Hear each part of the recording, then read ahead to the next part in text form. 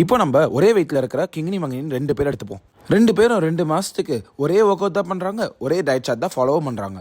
கிங்கினி 6 kilo குறைஞ்சிருக்கான், ஆனால் மங்கினி 2 kilo தான் குறைஞ்சிருக்கான். இது எப்படின்னு புரியலையா? அது எப்படின்னு சொல்கிறதுக்கு முன்னாடி ஒரு ஃபாலோ பண்ணிடுங்க. இது எல்லாத்துக்கும் காரணம் தான் பிஎம்ஆர். இது நம்மள பாதி பேருக்கு தெரியாது. பிஎம்ஆர்னா பேசல் மெட்டபாலிக் ரேட்.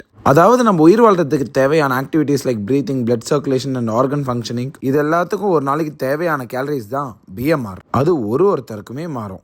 இந்த கேஸில் கிங்கினி அண்ட் மங்கினி ஒரே வெயிட்டில் இருந்தாலும் கிங்கினியோட பாடி ஃபேட் அதிகமாக இருந்திருக்கும் அண்ட் ஆல்சோ அவன் கொஞ்சம் ஷார்ட்டாக இருந்திருப்பான். ஆனால் மங்கினி மஸ்குலராக கொஞ்சம் டாலாக இருந்திருப்பான். ஸோ கிங்கினியோட பிஎம்ஆர் அரௌண்ட் 1700 கிட்ட இருந்திருக்கும், ஆனால் மங்கினியோட பிஎம்ஆர் அரௌண்ட் 2000 கிட்ட இருந்திருக்கும். ஸோ என்னதான் கிங்கினி கம்மியாக சாப்பிட்டாலும் அவன் தேவைக்கு அதிகமாக தான் சாப்பிட்டு இருந்திருக்கான். பட் ஸ்டில் அவன் எப்படி 2 கிலோ குறைஞ்சானா? அவன் பண்ண ஒர்க் அவுட்ஸ்னால மட்டும்தான். ஆனால் இதுவே கிங்கினி பிஎம்ஆர் மேட்ரு தெரிஞ்சு குறைஞ்சிருந்தானா அவனும் 6 கிலோ குறைச்சிருப்பான்.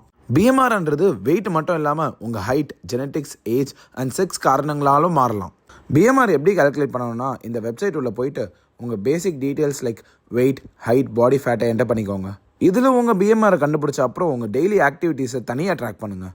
இப்போ அது ரெண்டுத்தையும் ஒன்றா ஆட் பண்ணிக்கோங்க. சப்போஸ் இன்கேஸ் என்னோட பிஎம்ஆர் 1700னா என்னோட நான் exercise activities and exercise activities சேர்த்து ஒரு நாளைக்கு 600 கேலரிஸ் பர்ன் பண்ணுறேன்னா ஸோ என்னோட மெயின்டெனன்ஸ் கேலரிஸ் அரௌண்ட் 2300 கிட்ட இருக்கும்.